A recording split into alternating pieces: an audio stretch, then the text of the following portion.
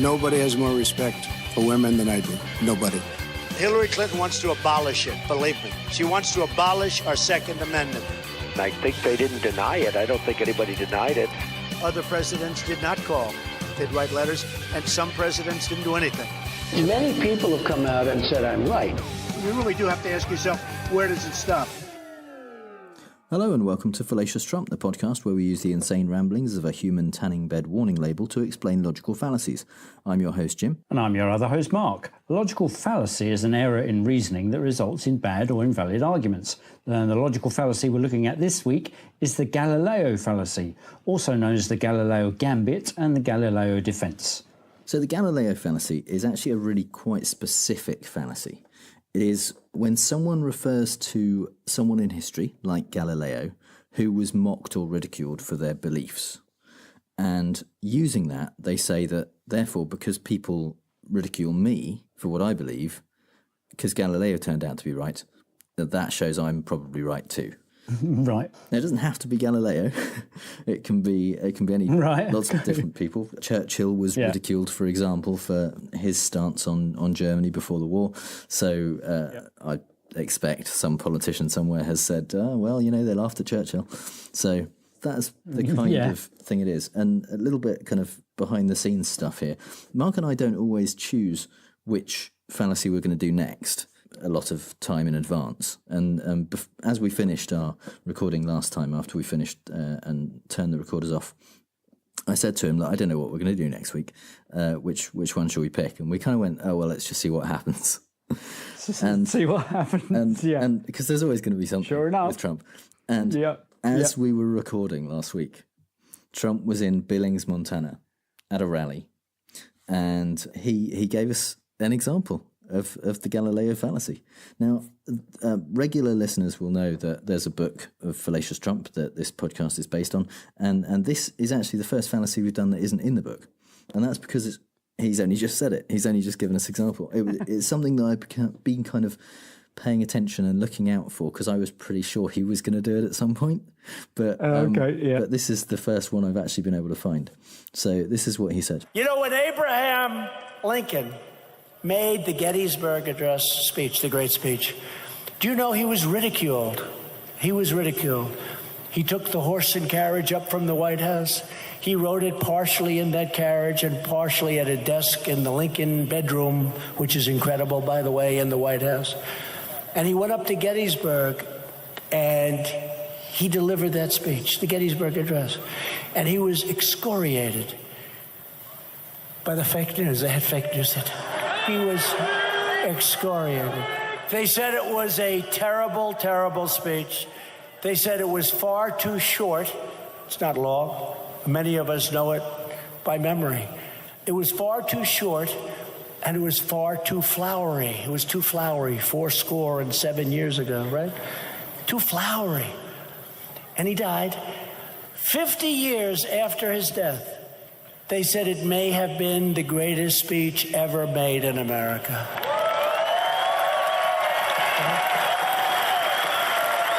Pretty good. Pretty good. I have a feeling that's going to happen with us. In different ways, that's going to happen with us. So I think one of the different ways it's going to happen to them is that it isn't. Yeah, that will be quite a different way. Yeah. Yeah. So the argument is Lincoln was ridiculed, then he died, and then that's I love brilliant. that, yeah. And he died, and then 50 years later they said it was brilliant. Yeah, and I like people. We've got it. We know it by memory. Yeah, like he does. Sure. We know it. We know it because we remember it. Yeah. Other people know stuff by heart. Yeah. You know, he knows stuff, but he's just amazed he can remember anything. There's no way anything. He knows it by memory, or by heart, or anything like that. No, or anything like that, or even by writing it down and then reading it, because he can't. Yeah. Yeah. So it is true that Lincoln was ridiculed, although not widely. It was by some people. I don't know if they said it was too short and too flowery, but the Chicago Times, for example, wrote, "The cheeks of every American must tingle with shame as he reads the silly, flat and dishwatery utterances." So some people didn't think it was a good speech. Yeah. That is true. Yeah. But it didn't take 50 years after he died for people to start thinking it was a good speech. And realistically, it probably was largely along party lines. It probably was papers that were traditionally Democrat were saying, what a shit speech. And papers that were traditionally Republican, like the Chicago Tribune, for example, said, the dedicatory remarks by President Lincoln will live among the annals of man. The Philadelphia Evening Bulletin said that not many people who read Lincoln's speech will do it without a moistening of the eye and a swelling of the heart. So even at the time, people were saying, yeah, that's a pretty good speech, that one. Yeah. But more importantly, and this is really the key, even if it was completely true, even if everything that Trump said about Lincoln was true, and basically at the time everyone said, well, that was rubbish, and then afterwards they came to realise it was great, that is not proof or evidence or an indication that people thinking what he's saying is nonsense is going to turn into people thinking what he's saying is great in 50 years' time or 50 years after he dies. Yeah. It's completely unrelated. What's the world got to come to in order to find what he says as uplifting and heart-swelling and eye-moistening for all the right reasons as they did find Lincoln? Well, it's got to come to idiocracy, I think, isn't it? Exactly. Yes, exactly. Yeah, we've got Jeb Bush has got to make it into the White House, probably, for us to look back on the heady, lucid, marvellously oratorical fireworks of Trump. What was interesting in that bit when he was saying that, he got the word excoriating in. They excoriated. He was excoriated. He said it twice, didn't he? And there was, that was because everybody just went, what did you just say? That's, there's many syllables and a word that he probably, had never come across. It's word of the day toilet paper. I'm sure that's what it is. Yeah. And a bit like Elvis, he gets through a lot of that because of his diet. Yeah. That's just thought, the cheery thought that one day Trump might die on the toilet. Might happen. Yeah. I mean, it wasn't cheery when Elvis did it, but, it might... I might change my mind. It might turn out to be a marvellous thing. Yeah. So what's interesting, that's called to mind the misquote that many people have made about Gandhi. Well, this is from a website where they are trying to look into the truth of the quote. So actually Trump quoted Gandhi as saying, first they ignore you, then they laugh at you, then they fight you, then you win. So he attributed that to Gandhi. It's not been attributable to Gandhi. Yeah, but that's basically what he's saying. Can't find any evidence that he ever said it. But it sounds like the kind of thing he would say. But, I guess so, because it's it's all about the satyagraha and passive resistance kind of stuff. If somebody had said it about him, it's perfectly apt. And so in a way, what Trump is doing is trying to say, well, I'm in that category. I'm the same as Lincoln. And when he tweeted this he put it on Instagram in 2016, he's trying to hook his wagon onto that and saying, I'm the same. I am doing stuff that people will argue against, people will dislike, they will, and then you win. It's kind of actually a favourite tactic of conspiracy theorists, of which Trump is one, who say things like, you get the most flack when you're over the target. Right. To say that basically if people are saying what you're talking about is complete bullshit and it's totally wrong, that's evidence in some way that actually you're onto something. You must be touching a nerve. Yeah, exactly. Yeah. What they don't realise is that they don't put the things that fire flak near the targets.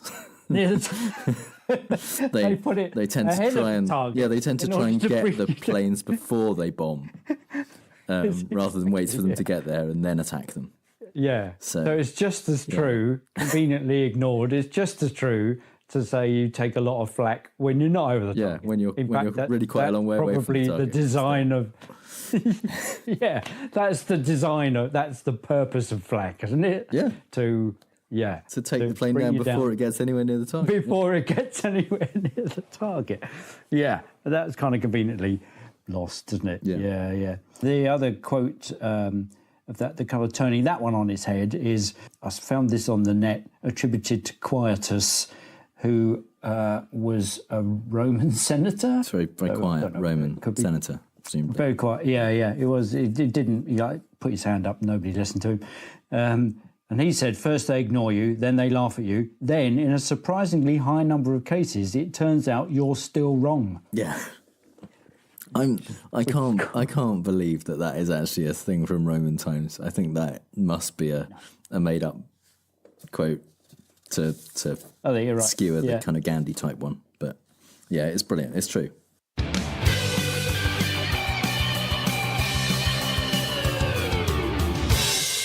And now is the time, I think, for Mark's British Politics Corner. Okay, yeah, so this week we're not featuring Boris Johnson. No, Boris-free zone. Which I'm surprised at. And I think in my research to try and find an example of this, it's very rare in British politics that British politicians will say this stuff out loud. And I've gone through, all the likely people who are currently saying things which are,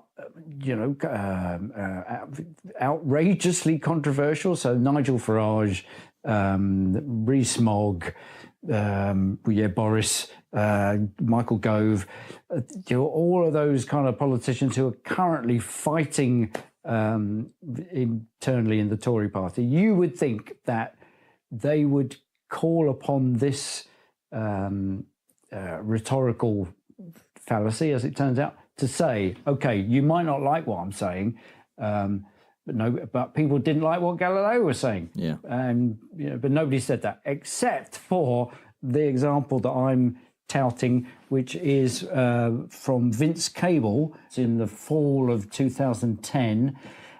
He was the business secretary for the coalition government between the Liberal Democrats and the Tories at that time.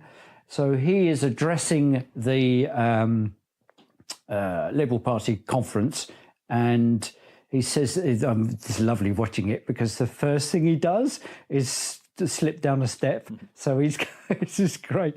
And so he says this. I've managed to infuriate the bank bosses. I've acquired a fatwa from the Revolutionary Guards of the trade union movement. I've alarmed the Daily Telegraph with a progressive graduate payment.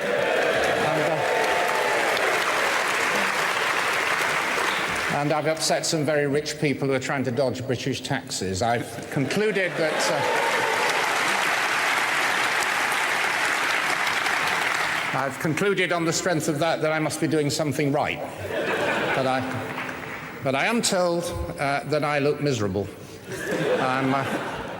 I'm sorry, conference, but this is my happy face. So what I find interesting about this is that I think he's making a serious point there, but and the reason I think that is because he didn't expect to get the laugh after I must be doing something right, because he thought he would have to add the joke, and yet people think I'm miserable afterwards, which just goes to show you that politicians are really crap at stand-up. Yeah. But I think what he's saying is I'm doing this stuff for the coalition government, and he's often been described as being more Tory than the Tories, even though the Liberal Democrats were, I guess historically, they were slightly more centre than the Labour Party. In fact, this gives me the opportunity to correct some of the errors from last week. I think I was probably committing a fallacy. I'm going to move the goalposts, actually, to commit the fallacy when I said that Shirley Williams, belonged to the Labour Party. At the time of the recording we had, she was a member of the Liberal Democrats because she left the Labour Party in 1981 to set up the Social Democratic Party, which then merged with the Liberals because the Labour Party was too left-wing. And the other goalpost I'm going to move is that when I said she's no longer with us, I actually meant she's no longer with the Labour Party because she's still alive. Okay. So what I'm saying about Vince Cable is that he's coming out because they kind of got somewhat excoriated, thank you, Donald, for doing the stuff that they were doing with the Tory party, because the Tories are much further right than the Liberals ever were. And so he's reporting that various people have said what he's doing is wrong. So the bank bosses have said what you're doing is wrong, and it's infuriated them. The Revolutionary Guards of the trade union movement. So basically, he was doing yet more right-wing trade union bashing, and he wanted to bring about some sort of government-sponsored student loan system, and also get rich people to pay their taxes. So I would maintain that he maintains that he is right because these people think what he has done is wrong. Yeah. And that I rest my case. Okay. So I don't fully agree that this is a Galileo fallacy. Okay. Okay. I do see where you're coming from. But I think to be a real Galileo fallacy, you have to make the case that someone else who did something similar to what you're doing was... or it doesn't actually have to be necessarily similar, but they were treated in a similar way to how you've been treated. So someone else did something that all of these people didn't like, and they turned out to be right, therefore I'm right because they're treating me that way too. I think what we have here is it's a little bit strained, and I do think it's fallacious reasoning. I think the closest thing I can find to it probably is denying the antecedent. And what that means, it's a formal logical fallacy, and the form it takes is if P, then Q, not P, therefore not Q. And what I mean by that is I think it's reasonable for Vince Cable to say, if all of those people who we don't like thought I was, were happy with what I was doing, I would be doing something wrong. I'd be doing a bad job because we don't like any of those people. They don't like what I'm doing, therefore I must be doing a good job. It is fallacious, but actually there's another possibility. They could not like what you're doing, and you could be doing a bad job, which annoys them and other people as well. Okay. Yeah, because this came from, my research kind of came from that thought that perhaps, so the BBC is often attacked by both sides of the political spectrum for being biased and too easy on one side and not on the other. It tends to be whoever's in power, they accuse the BBC of being more biased towards those people who are in opposition. So the thing is, of course, when the governments change and the people who were in power are now in opposition, and the people who were in opposition are now in power, they will say the same thing. So the BBC, kind of jokingly, a bit like Vince Cable making a joke, say, well, if both parties are disagreeing with us, then we must be doing something right. Yeah. And that, again, I think that makes sense. That's denying the antecedent. It's denying the antecedent again, because I think... if one of the parties was happy with what the BBC were doing and the other party wasn't, then that might be evidence that they are behaving in a way that is biased towards one party. So it's fair to say that if one of them is happy, the BBC is doing a bad job, at least of being unbiased. But it doesn't necessarily follow that if neither of the parties are happy with them, that they're doing a good job of being unbiased. Because, for example, they could be really into Liberal Democrats and saying negative things about both Labour and the Tories. So, and that therefore both parties would think bad things about them, but they might still be horrendously biased, or they might, be biased towards UKIP or someone like that. Yeah. So for it to be a Galileo fallacy, they would have to say we were excoriated during the coverage of these kind of events in the war or during the 50s and the 60s, and it turned out we were right. We are currently being excoriated for the broadcasts we're doing in the 2010s. Yeah. So, but yet we're going to turn out to, on that basis, in 30 years' time, people will love what we're doing. Yeah, I think so. I think you need to have a comparison. That would be it, yeah. With, with someone else who is treated similarly or another, like you say, the same organisation but in a previous time. I've actually found a British politics example, slightly stepping on Mark's toes in the UTA politics corner. There's an MP in the UK called David Treddinick, who is a fucking idiot.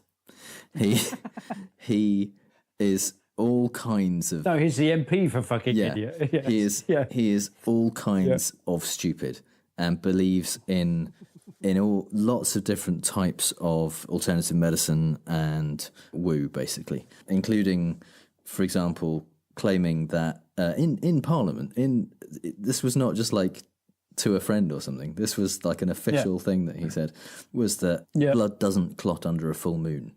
So, now he said he's a very big proponent of homeopathy, which I'm happy to say thanks in very large part to the work of people like Michael Marshall at the Good Thinking Society. No NHS areas, like medical areas, are funding homeopathy anymore in England. It's still, I think, happening in Scotland a bit. But clinical care areas in England were still funding homeopathy until quite recently, but that's now stopped. Yeah. But while it was still a thing that was being debated in Parliament, David Treddinick said, it tends to evoke terrifically strong emotions. Isn't the problem that science has not yet worked out how it works? Rather like for many centuries, scientists thought the sun went round the earth and subsequently discovered it was the other way round. Mm-hmm. So what he's saying is, the problem is that science just doesn't understand homeopathy yet. Science didn't used to understand the heliocentric model of the solar system. It had a geocentric model, and it was wrong. Therefore, science is wrong about homeopathy as well, and all we need to do is wait for science to catch up and understand it. Yeah, yeah. Obviously, this is bollocks, because that suggests that all things that science currently thinks aren't true will turn out to be true because science was wrong the once. Implication. It just needs to be. You just need to wait long enough. Yeah, exactly. Well, it kind of smacks of creationism and evolution, and also climate change. There's all those things that it seems to me that this are the argument that. Well, people used to think the Earth was flat, or people used to think the Earth went round the sun went round the Earth. And yet it turned out to be people think that climate change is man-made, but science is just looking in the wrong place, like it was when the sun went round the Earth. So I think you're right. I think the implication is that everything that I disagree with about what science has found will turn out I will be right, because science turns out to have been wrong. He's universalizing that to become every scientific theory that he happens to be being disagreed with about. So ones he happens to disagree with, that's the thing. It's not... Yeah. I don't think even Treddinick would suggest that all of science is going to be overturned. But conveniently, just the bit that disagrees with what he thinks will be. It's going to be, And so that's a proper Galileo fallacy, because wasn't Galileo one of the people that posited the heliocentric model of the... He was. And he, to be fair, at the time wasn't really fighting other scientists so much as the church. Who had a vested interest in maintaining the geocentric model. It's often said about Jeremy Corbyn, when people say Corbyn's a terrible leader. Mainly people in the centre of politics think that Corbyn is far too left-wing. And what's interesting is that many of his supporters will point to examples where he was on the wrong side of history way back from the 80s, before the first Iraq war. He was saying, well, this is awful, and will cite various examples throughout his 30-odd years in politics where they say he has been proved right ever since. So, yes, turned out the Iraq war was a complete fabrication. The reason for going in was made up, and various other examples. So the policies that he is arguing about now and against now, and the policies he would put in place if he got into power, you may not like them now, but just look at his track record. We didn't like him then, but it turned out he was right. So I think they employ the Galileo fallacy to talk about the rightness of Jeremy Corbyn, and one of his antecedents was Tony Benn, who was equally called out. No, he would equally call out current policies as being wrong, and he was always a thorn in the government's side for saying such things, and he used the same kind of Gandhi quote. And now here's my Tony Benn impression. It's a shame each time with progress. First they ignore you, then they say you're mad, then dangerous, then there's a pause, and then you can't find anyone who disagrees with you. That's pretty good. There you go. I'm smoking a pipe as I say that. Yeah, you need a pipe. Of course, yeah.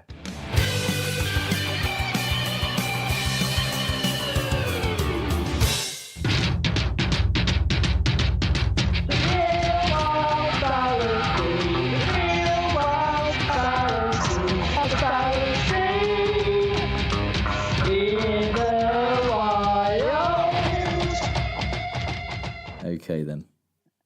Adam and the Ants there. Yeah. 1982.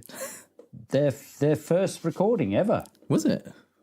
Yeah. Right. Yeah. That's before the Prince Charming. Before Kings of the Wild Frontier. Yeah. Yeah. Okay. Yeah. Yeah, my sister was a big fan. She will back me up. Excellent. All right, so in the Fallacy in the Wild section, we like to talk about the fallacy of the week from a non-political perspective.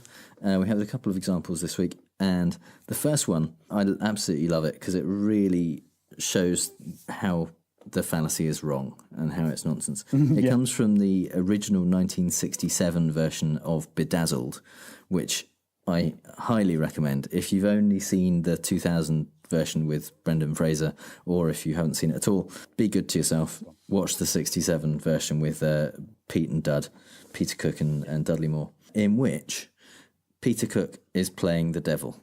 I'm the horned one, the devil. Let me give you my card.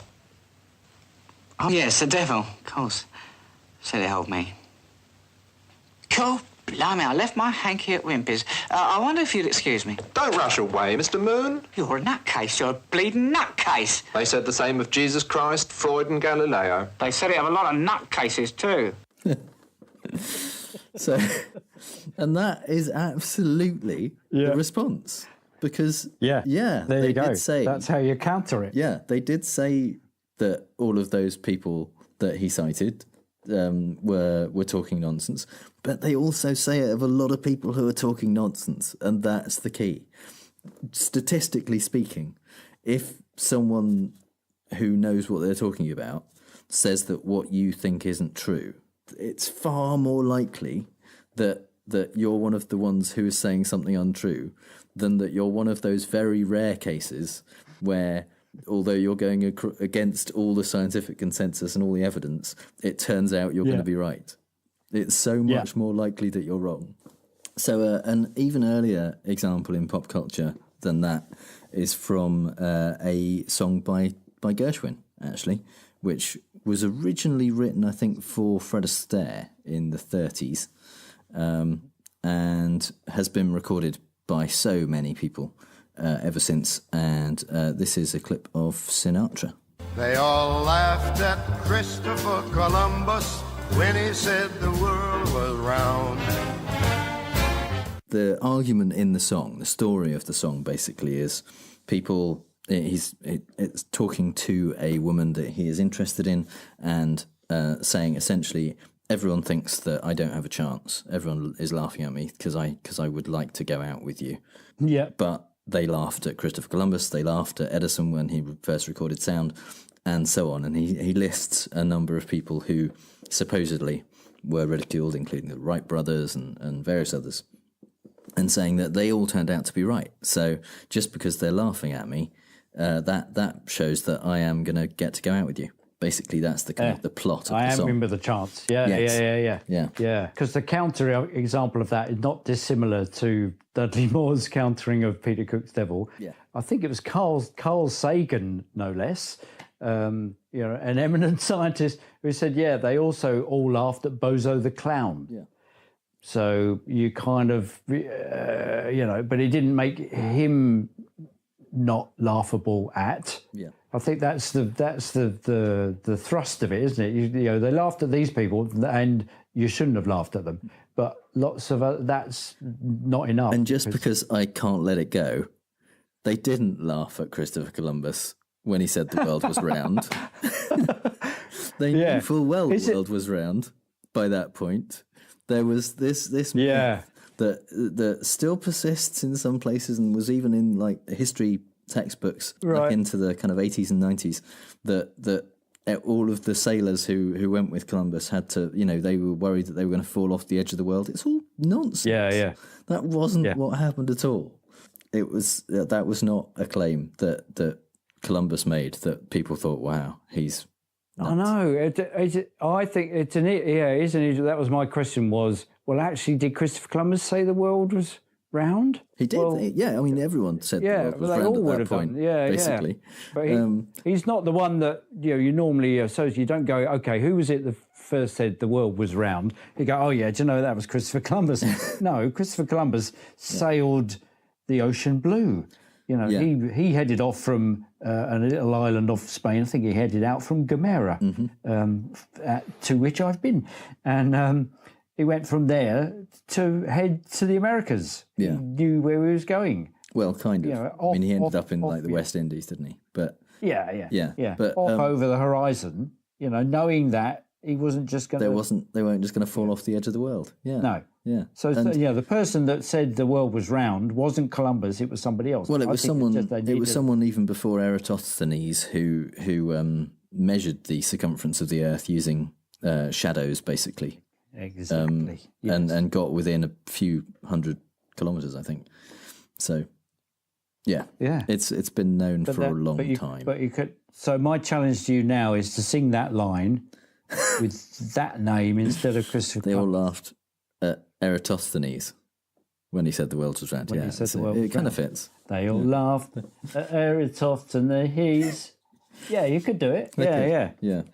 And it would be more probably just historically accurate, probably. It would.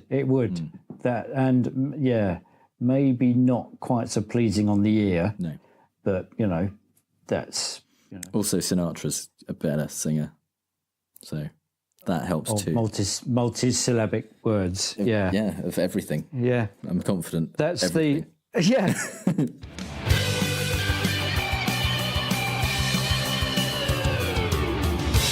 So we're gonna play fake news, folks. I love the game. It's a great game. I understand the game as well as anybody. Yes, it's time for Fake News, the game where I read out 3 Trump quotes, 2 of which are real and 1 I made up, and Mark has to figure out which one is fake news. I'm You're on very a roll confident at the moment, aren't you? I am. You are. Well, a roll. Can you have a roll of one? So far, yeah. It's kind of half a snake eye, isn't it? If you get a roll of one, yeah. Yes, so it could turn into a thrown roll. out of the casino. Let's say that. Yeah. No, I'm very, very confident this week. Okay. So go for it. So, is number 1 fake news? We have a trade deficit with Canada of a substantial amount of money. I have a number, but they keep arguing. They keep saying no, so I won't say it. I won't tell you it's $17 million, okay? Is it number 2? Okay. US Steel just announced they're building 6 new steel mills, and that number is soon going to be lifted, but I'm not allowed to say that, so I won't. Or is it 3? I won't say that Hillary is unattractive, very unattractive person. I'd like to, but it would be rude, so I won't say it. I won't say it out loud anyway. So you may have noticed a theme. Yeah, it's just stuff that he won't tell us. Yeah.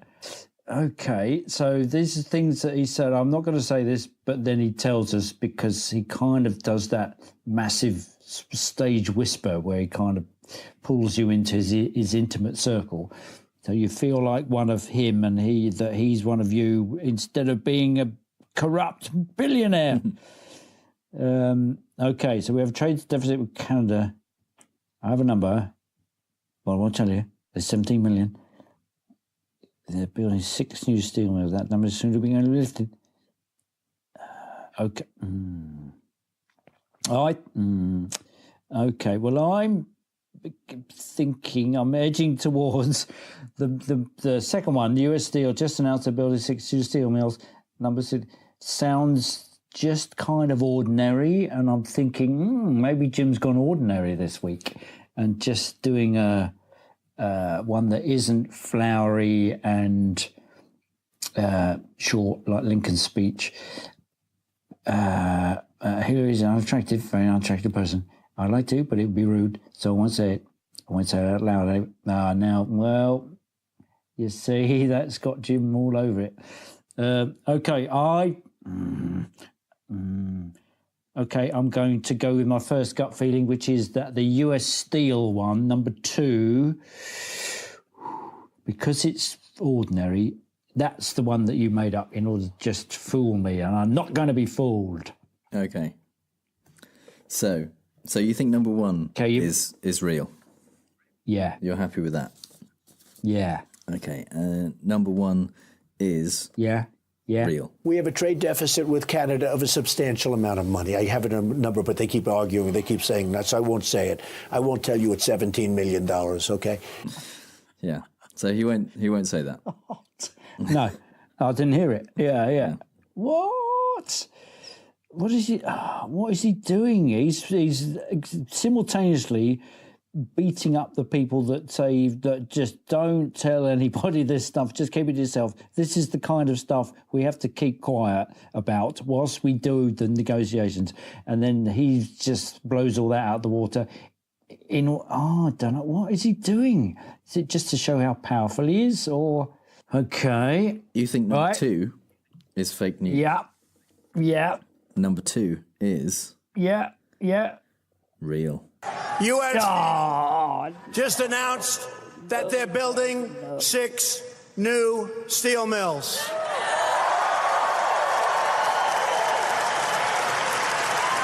And that number's soon going to be lifted, but I'm not allowed to say that, so I won't.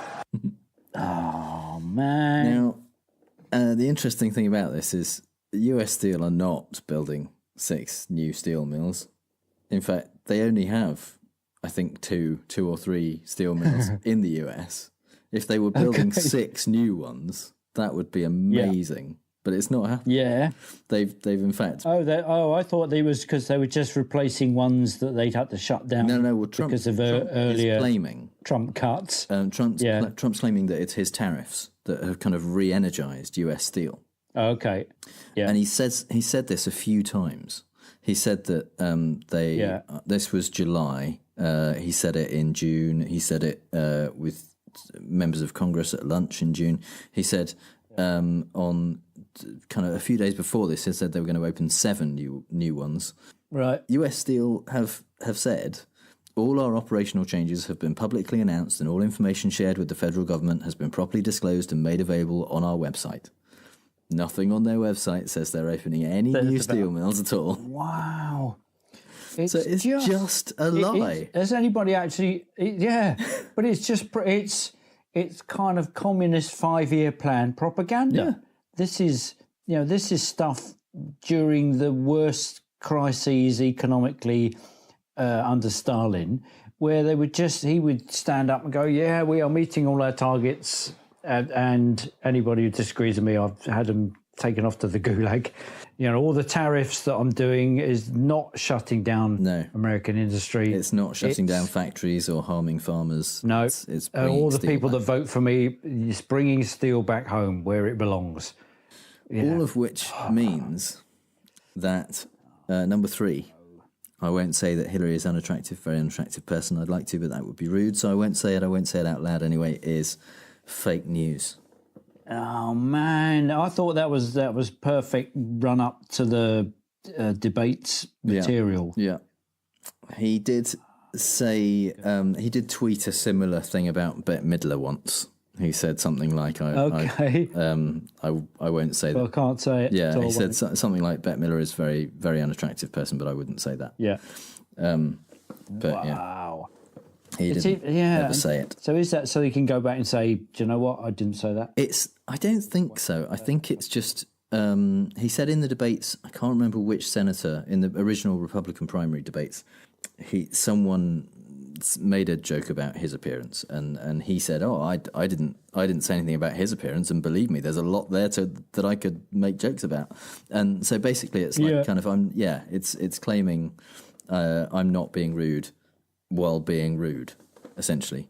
I think he said something about Kim Jong-un as well. He said something like, when Kim called him a dotard, he said something like, I don't know why he called me a dotard, I didn't call him fat, or something like that. Yeah. So it's like a backhanded insult. It's exactly, yeah. I didn't call you fat. Yeah. Yeah. Yes, so you simultaneously, you simultaneously get to deny it whilst doing it. That's really, really good, isn't it? It's proper bullying tactics. Yeah, all that said, I've been hoodwinked again. God damn you. So, podcast listeners, I need your help to full mark because I can't keep this run going on my own. If you think you can make up a convincing fake Trump quote, then share this episode on Twitter, include your quote and the hashtag Fallacious Trump, and I will pick the best one, and you'll be podcast famous.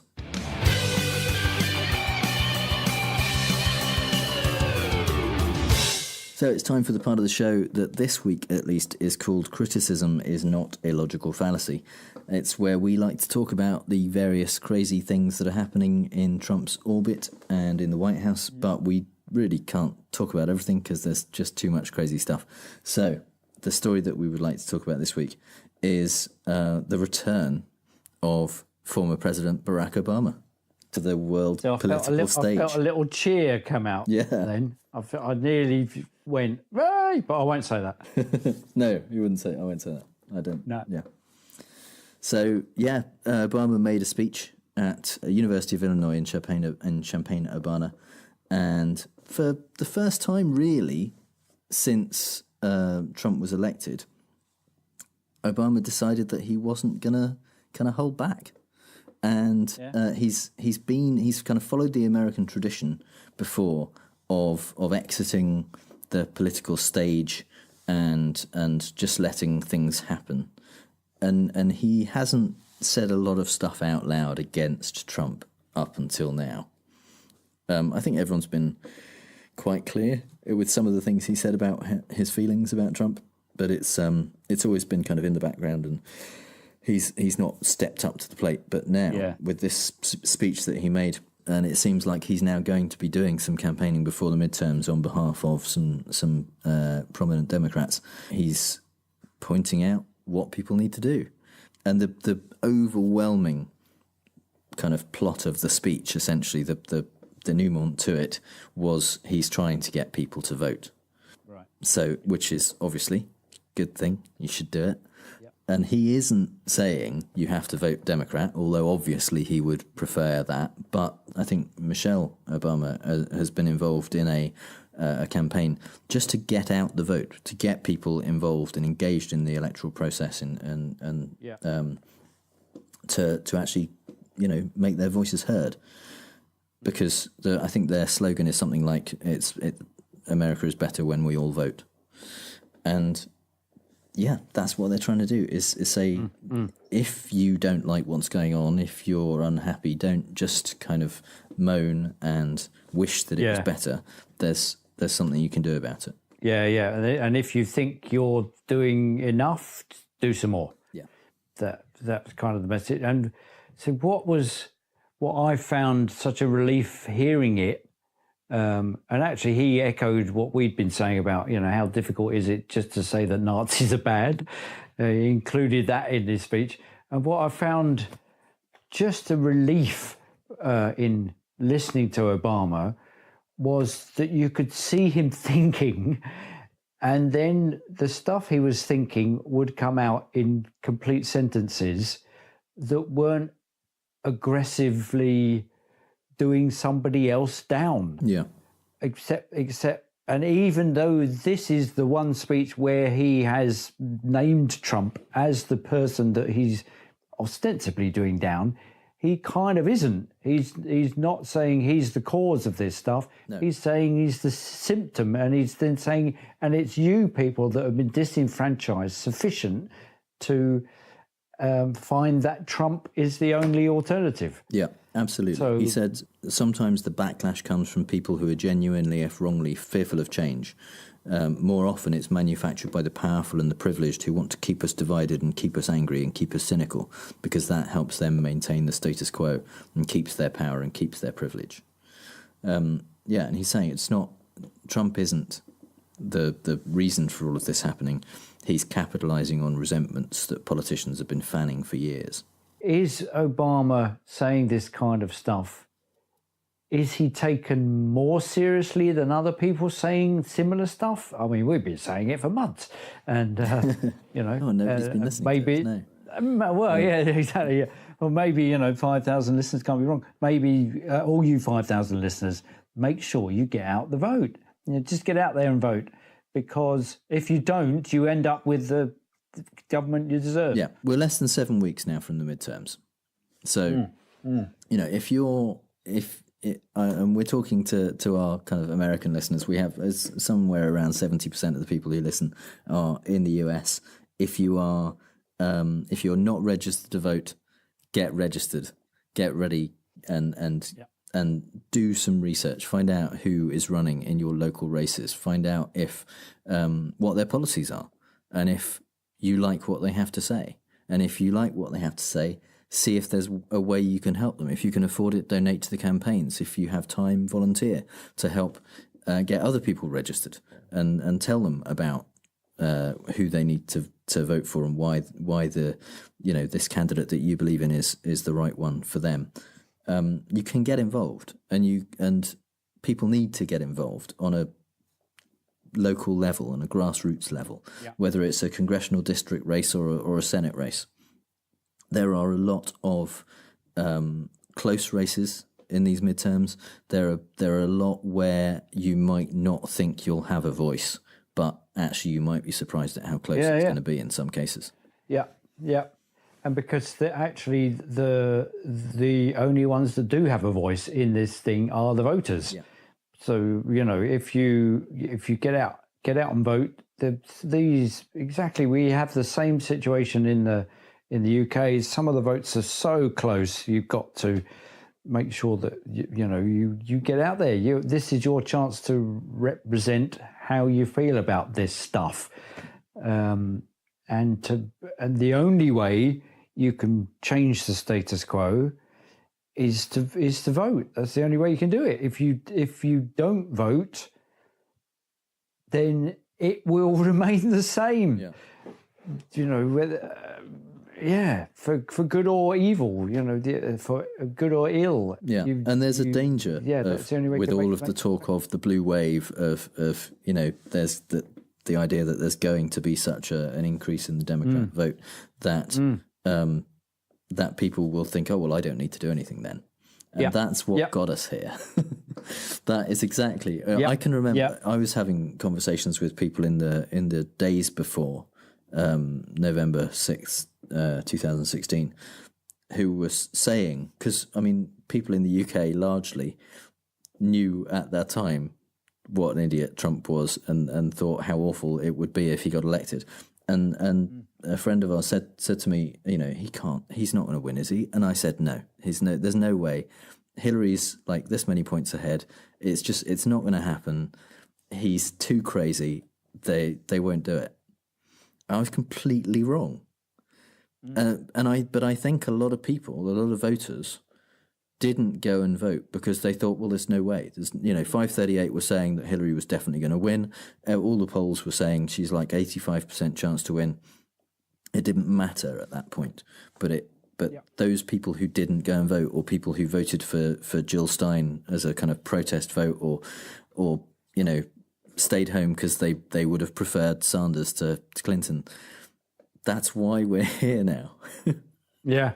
Well, and the same thing happened with the Brexit vote. There was absolutely. a sense that and what happens is that the people who really want to bring about change, they're the ones that went out and voted.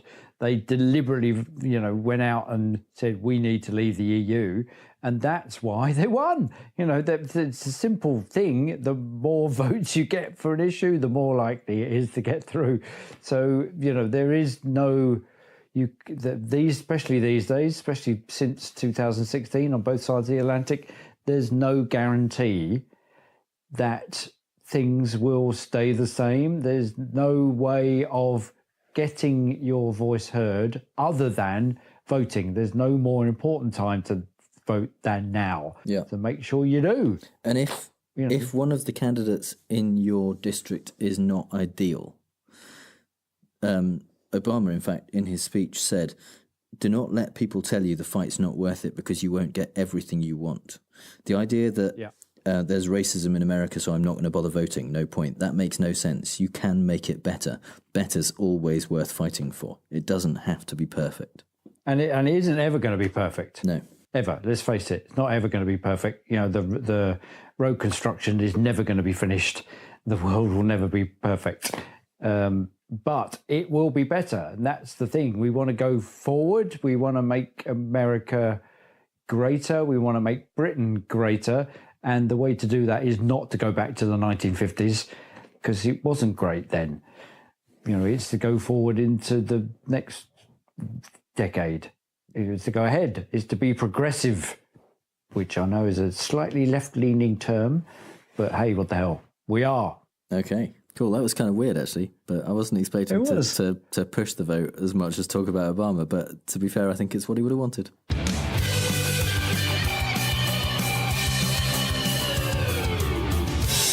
And finally, some things we really don't have time to talk about. Toad from Mario Kart trended on Twitter this week, and when people found out it was because Stormy Daniels used the character in describing Trump's penis in her new book, the world ran out of bleach as people tried to clean the image from their mind's eye. It's horrible. Don't look. Supreme Court nominee Brett Kavanaugh was accused of a sexual assault that happened back when he was in high school, and Republicans immediately started saying it didn't happen. And if it did happen, it wasn't that bad. And it was a long time ago anyway. They then produced a letter signed by 65 women who claimed to know Kavanaugh in high school, who said he'd never tried to rape them. Incidentally, this makes Kavanaugh the only person to have ever attended an all-boys Catholic school who also knew 65 girls. Former Trump campaign chair Paul Manafort has pleaded guilty to charges of obstruction of justice and conspiracy against the United States, as well as the 10 counts that the Virginia jury were unable to reach a verdict on last month. His plea deal has him agreeing to cooperate with the special counsel's investigation, as well as forfeiting millions of dollars of ill-gotten cash and properties, which will more than cover the cost of Mueller's entire investigation. I wonder how many prosecutor hours an ostrich skin jacket would pay for. Later that day, Rudy Giuliani released a statement saying, once again, an investigation has concluded with a plea having nothing to do with President Trump or the Trump campaign. The reason? The president did nothing wrong and Paul Manafort will tell the truth. Minutes later, he realised they would probably want to call Manafort a liar pretty soon, so he reissued the statement, having removed the bit that said Paul Manafort will tell the truth. September 11th is the most solemn day in the US calendar. But unfortunately, you basically elected Paulie Shaw Commander-in-Chief, so you only have yourself to blame that the President tweeted this. 17 years since September 11th. And that's it. The words of a true statesman. Just for the sake of comparison, here's the tweet Barack Obama sent on this year's anniversary. We will always remember everyone we lost on 9/11. Thank the first responders who keep us safe, and honor all who defend our country, and the ideals that bind us together. There is nothing our resilience and resolve can't overcome, and no act of terror can ever change who we are. Seems that Ted Cruz is getting a bit worried about how much more campaign money Beto O'Rourke has raised in the Texas midterm race, so Cruz's campaign has resorted to sending out donation request letters disguised as a court summons to make sure people actually open them. Depending on who you ask, this might be illegal. It's also exactly the kind of thing we expect from a guy who's so slimy, it looks like a blobfish, and Grandpa Munster has had a child, and then the child was a bag of lettuce that you forgot about in the back of the fridge. Trump inexplicably decided to mock a mistake Obama made 10 years ago, tweeting, "When President Obama said that he has been to 57 states, very little mention in the fake news media. Can you imagine if I said that? Story of the year." Really, Donald? Was it story of the year when you said this? And I watch our police and our firemen down on 7-Eleven. Or this? Nambia's health system is increasingly self-sufficient. Or this? And I met with the president of the Virgin Islands. Or this? Into cities like right here in Detroit. Or this? An anomalous, really an anomalous. Or even this? The laws allow a baby to be born from his or her mother's womb in the 9th month. It is wrong. It has to change. Even when you said would instead of wouldn't, it wasn't story of the year, because you do terrible things every day. And one of those terrible things might be, let's face it, it almost certainly is, using the N-word on tape. Tom Arnold claimed this week that he had passed embarrassing behind-the-scenes tapes of Trump from The Apprentice to Ronan Farrow of The New Yorker. The fact that Arnold is currently publicising his new TV show, The Hunt for the Trump Tapes, is purely coincidental. So that's all the bad arguments and faulty reasoning we have time for this episode. If you hear Trump say something stupid and wonder if it's a fallacy, email us on fallacioustrump@gmail.com or find us on Twitter @FallaciousTrump. If you think we've used a fallacy ourselves, let us know. And if you've had a good time, please give us a review on iTunes, Stitcher or wherever you get your podcasts. You can support the show on our Patreon page at patreon.com/ftrump, just like our newest patrons, Hugh Randolph and Brian Schwimmer. Yes, Hugh and Brian, thank you very much.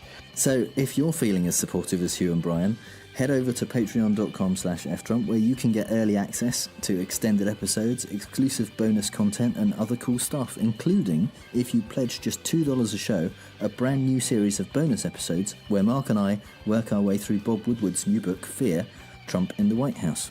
We're recording the first episode straight after this, and it will be out next week exclusively for patrons. All music is by The Outbursts and was used with permission. So until next time on Fallacious Trump, we'll leave the last word to the Donald. That's right, go home to mommy. Bye. Bye! Yes, it's time for Fake News, the game where I read out 3 Trump quotes, 2 of which I made up. And no, that's not true. That isn't how we play it. I'm going to do that again. That's even more unfair than it normally is. Okay, let's have another go at that.